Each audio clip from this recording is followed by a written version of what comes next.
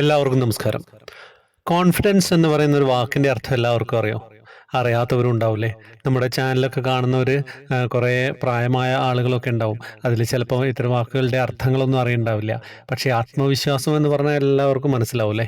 അപ്പോൾ ഈ ഭക്തിയായിട്ട് ബന്ധപ്പെട്ട് നമ്മളെന്താണ് ഇങ്ങനെ പറയുന്നത് എന്ന് ചിന്തിക്കുന്നുണ്ടാവും.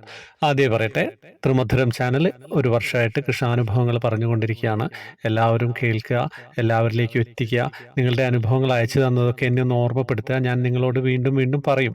അപ്പോൾ എല്ലാവരും ഇതൊക്കെ കാര്യങ്ങളൊക്കെ ശ്രദ്ധിക്കുക. അപ്പോൾ ഞാൻ ഈ കോൺഫിഡൻസിൻ്റെ കാര്യം പറഞ്ഞത് എന്താണെന്ന് വെച്ച് കഴിഞ്ഞാൽ, ഒരു അനുഭവം അയച്ചു തന്നിട്ടുണ്ട് അമ്മ. ഒരു ലളിതാമ്മയാണ്, ചേർത്തലയിൽ നിന്നാണ് അയച്ചു തന്നത്. എഴുതിയൊക്കെയാണ് അയച്ചു തന്നത്. പിന്നെ അപ്പോൾ അത് നേരിട്ട് വായിക്കാൻ ബുദ്ധിമുട്ടുള്ളതുകൊണ്ട് ഞാൻ എൻ്റെ രീതിയിൽ പറയാണ്. അപ്പോൾ ഈ കോൺഫിഡൻസിന് ഇതിൽ ഇമ്പോർട്ടൻസ് ഉണ്ട്. എന്താണെന്ന് വെച്ച് കഴിഞ്ഞാൽ, ലളിതാമ്മ ചേർത്തലയിൽ കുറച്ച് ദിവസം മുമ്പേ ഉണ്ടായിട്ടുള്ള കൃഷ്ണാനുഭവമാണ്. 4 പെൺമക്കളുണ്ട്. അതിൽ മൂന്നാമത്തെ മകളും ഭർത്താവും കൊച്ചുമകളും കൂടിയാണ് ഗുരുവായൂരിൽ പോകാൻ തീരുമാനിച്ചത്. അമ്മയുണ്ട്. 3 മാസമായിട്ട് ഗുരുവായൂർ വരാൻ അങ്ങനെ പിന്നെ ബസ്സിലാണ് സ്ഥിരം വരാറുള്ളത്. ഇപ്രാവശ്യം മോള് പറഞ്ഞ് ട്രെയിനിന് പോകാം അമ്മയെന്ന്. അങ്ങനെ പോകാൻ തീരുമാനിച്ചു.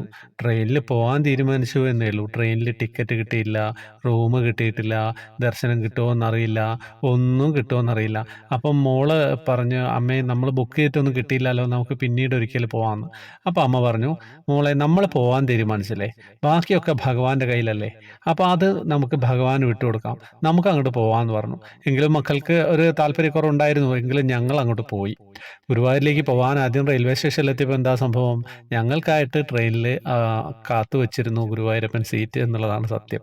അങ്ങനെ ഞങ്ങൾ ഗുരുവായൂരിലെത്തി തലേ ദിവസം എത്തി നമ്മൾ റൂം എടുക്കാൻ നോക്കുമ്പോൾ നമുക്ക് റൂമും കിട്ടി വളരെ എളുപ്പത്തിൽ. അല്ലാതെ സാധാരണഗതിയിലൊക്കെ വളരെ കഷ്ടപ്പെട്ടിട്ടൊക്കെയാണ് റൂമൊക്കെ കിട്ടാറ്, ഒരുപാട് തിരക്കൊക്കെ ഉള്ള സമയത്ത്. ഞങ്ങൾക്ക് ദർശനം കിട്ടുമോ എന്നുള്ള പേടി ഉണ്ടായിരുന്നു. ദർശനം കിട്ടണം, ഭക്ഷണം കഴിക്കണം എന്നൊക്കെ ആഗ്രഹമുണ്ട്. അങ്ങനെ തലേ ദിവസം ഞങ്ങൾ 2-3 മണിക്കൂർ വരി നിന്നുവെങ്കിലും ഞങ്ങൾക്ക് കൃത്യമായിട്ട് ദർശനവും കിട്ടി എന്നുള്ളതാണ് സത്യം. ഭഗവാൻ, അതാണ് ഞാൻ ആദ്യം പറഞ്ഞത്, കോൺഫിഡൻസ് എന്നുള്ള വാക്കില്ലേ. അമ്മ ആദ്യം മക്കളോട് പറഞ്ഞില്ലേ, നമ്മൾ തീരുമാനിച്ചു കഴിഞ്ഞാൽ നമ്മൾ അങ്ങോട്ട് പോകുക എന്നുള്ളതാണ്. അപ്പം ഭഗവാൻ കാത്തിരിക്കും. ഇന്ന് ഇന്ന ആളുകൾ വരുന്നുണ്ട്, ഇവർക്കൊക്കെ ദർശനം കൊടുക്കണമെന്ന് ഭഗവാൻ അറിയാം. അങ്ങനെ പിറ്റേന്ന് രാവിലെ ഒരു 2 മണിക്കൂർ ക്യൂ നിന്നു, ദർശനം കിട്ടി. പിന്നെ എന്താണ്, ഭക്ഷണത്തിന് കഴിക്കാൻ പോയപ്പം ഒരു 20 ആളെ ഉണ്ടായിരുന്നുള്ളൂ എന്നാണ് പറഞ്ഞത്. ആ 20 ആളെയും കഴിഞ്ഞിട്ട് ഭക്ഷണവും കഴിച്ചു, പാൽപ്പായസവും കിട്ടി, എല്ലാം കിട്ടി. വളരെ സന്തോഷത്തോടെയാണ് അവർ ഗുരുവായൂരിൽ നിന്ന് മടങ്ങുന്നത്. അപ്പോൾ അങ്ങനെ ഒരു അനുഭവം വന്നു കഴിഞ്ഞപ്പോൾ ഈ കോൺഫിഡൻസ് എന്നുള്ള വാക്കിൻ്റെ അർത്ഥം നമ്മൾ ഭക്തിയായിട്ട് ഭഗവാനിലുള്ള കോൺഫിഡൻസ് ആണ്. ആ വിശ്വാസം, ഭഗവാനിൽ അത്രയും വിശ്വാസം ഉണ്ടെങ്കിൽ നമുക്ക് ഒന്നും ഒരു പ്രശ്നമല്ല. നമ്മളുടെ വിശ്വാസം സത്യമായിരിക്കുമെങ്കിൽ ഭഗവാൻ നേരിട്ട് നമ്മളെ കാണും, പല രീതിയിൽ നമുക്കുള്ള സഹായങ്ങളൊക്കെ തരും. സംശയത്തോടെ നമ്മൾ വിശ്വാസങ്ങൾ കൊണ്ട് നടക്കരുത്. നമ്മൾ എന്തെങ്കിലും ഒരു കാര്യം ചെയ്യുന്നുണ്ടെങ്കിൽ അത് ഉറച്ച് തന്നെ മുന്നോട്ട് പോവുക. ഞാനത് ചെയ്തിരിക്കും, അത് ചെയ്യാൻ ഞാൻ തീരുമാനിച്ചതാണ്, അതിൽ നിന്ന് പിന്നോട്ടില്ല എന്നുള്ളത്.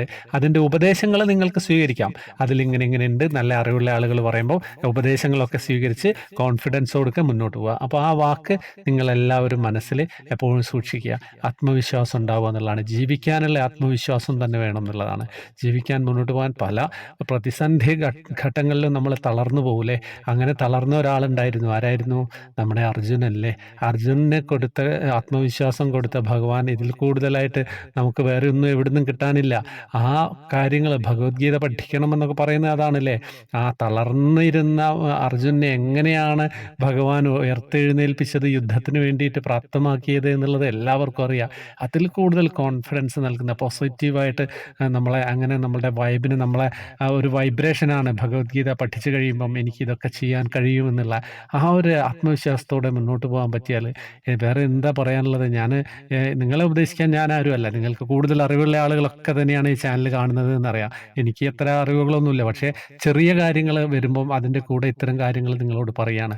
നിങ്ങൾ 1000 ആൾ കേൾക്കുന്നുണ്ടെങ്കിൽ അത് ഒരാളുടെ കോൺഫിഡൻസ് ലെവലെങ്കിലും ഉയരാൻ പറ്റിയാൽ, ഉയർത്താൻ എന്നെക്കൊണ്ട് സാധിച്ചു കഴിഞ്ഞാൽ അതിൽ കൂടുതൽ സന്തോഷം എനിക്ക് വേറെ വേണ്ടല്ലോ. നമ്മൾ ഈ ചെയ്യുന്നതിനൊക്കെ ഗുണമുണ്ടാവില്ലേ. എല്ലാവരും ഇത് കേട്ടിട്ട് കോൺഫിഡൻസ് വരുന്നു എന്നുള്ള പ്രതീക്ഷയൊന്നുമില്ല.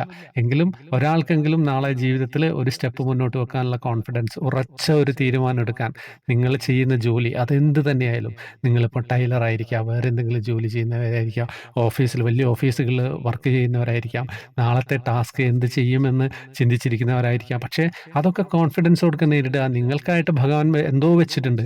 അതിലേക്കാണ് നമ്മൾ യാത്ര ചെയ്തുകൊണ്ട് നിൽക്കുന്നത്. അപ്പോൾ ആ വഴി നേരാവണ്ണം വഴി വെട്ടി വെട്ടി വെട്ടി മുന്നോട്ട് പോവുക. ഉപദേശം പറഞ്ഞ് ബോറടിപ്പിച്ചതിൽ ക്ഷമിക്കുക. അപ്പോൾ എല്ലാവരിലേക്ക് എത്തിക്കുക. കൃഷ്ണവിഗ്രഹം വേണ്ടവർക്ക് വാങ്ങാം.